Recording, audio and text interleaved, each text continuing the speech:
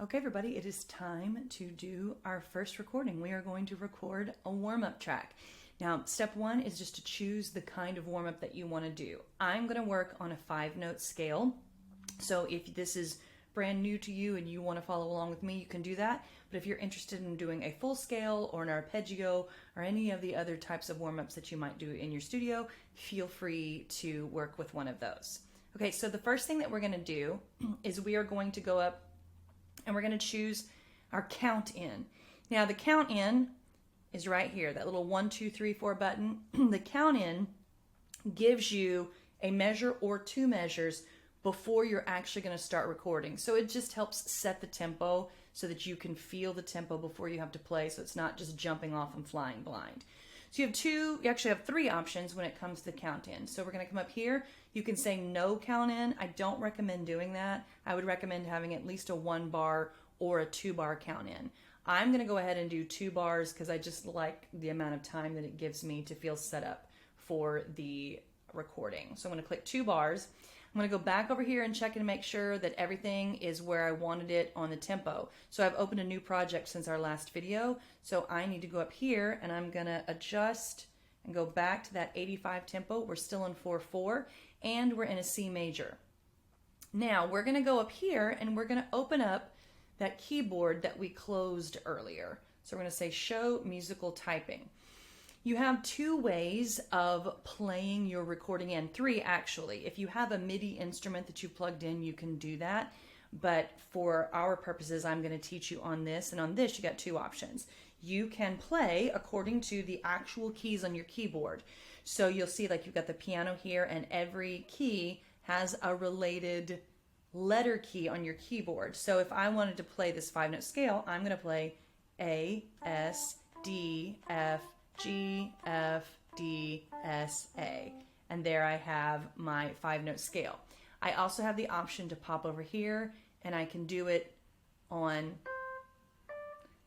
here, but it's clunky and it's just not as smooth as doing it with a typed keyboard. So I like to stay over here. You are welcome to choose whichever one feels best for you. Okay, now we are ready to record.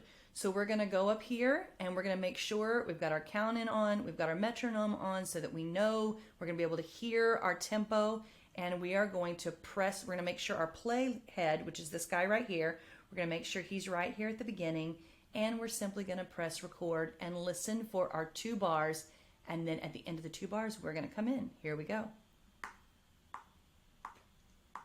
2, 2, 3, 4.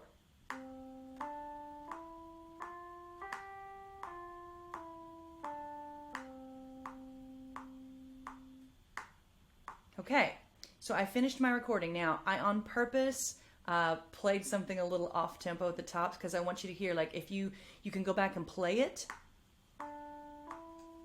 So even right there, did it catch the beginning? Let's go back. Did it catch the beginning? So we want to make sure that it's playing exactly what we recorded. So for some reason, my beginning is not playing right here. So we're going to delete that. I'll literally just highlight and delete.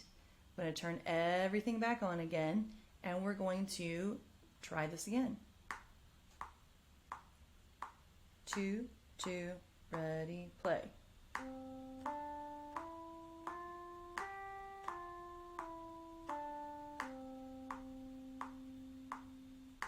I'm going to hit stop again, pull my play head back, and see how that feels. There we go. Now we're lined up.